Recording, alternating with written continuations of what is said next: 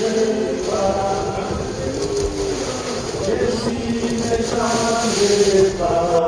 est mon sauveur, il est toujours les mêmes. Jésus ne change, chantant, alléluia. Jésus ne change pas, alléluia. Ik vaar Pieter maar uit blokjes. Oké. Hij doet weer, hij zei bij mij, hij houdt van een goed wat lager bij.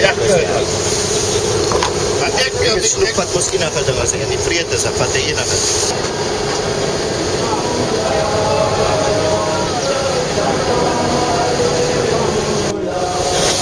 Ons gaan nou daar is die bootjie.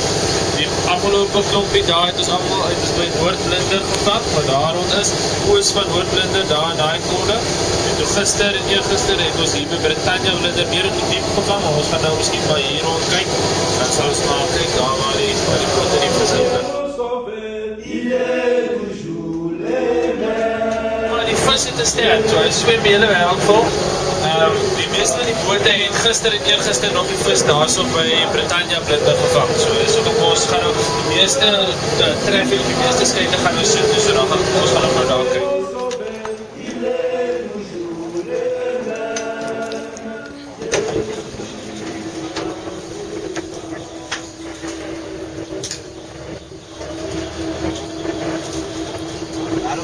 Daarom diep.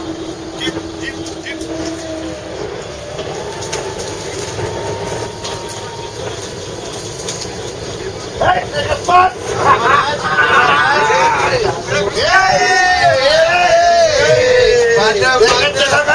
Die blokspanner, hij vat die bus. Ik is pas!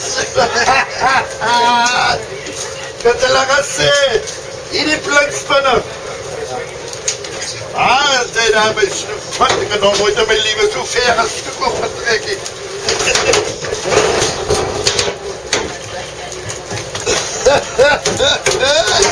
Kom je naar buiten?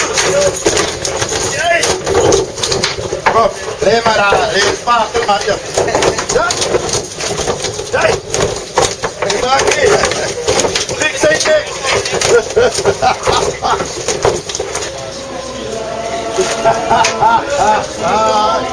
Waarom denk ik maar zijn nek voor ik?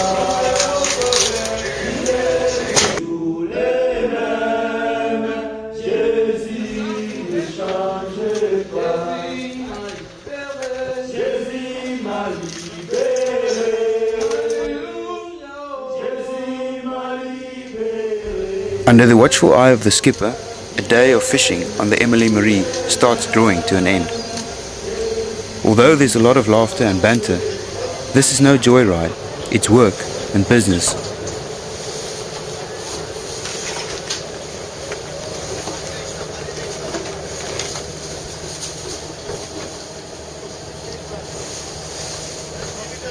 Why else would these two men take the risk to venture 8 nautical miles out to sea with only a 15 horsepower engine? And why else would Edward Groenewald fish until his hands bleed day after day during the so-called snook season? Of course it's about the snook itself, an iconic West Coast fish. But the really important question is asked and answered only once the crew is back in the harbour. Hallo!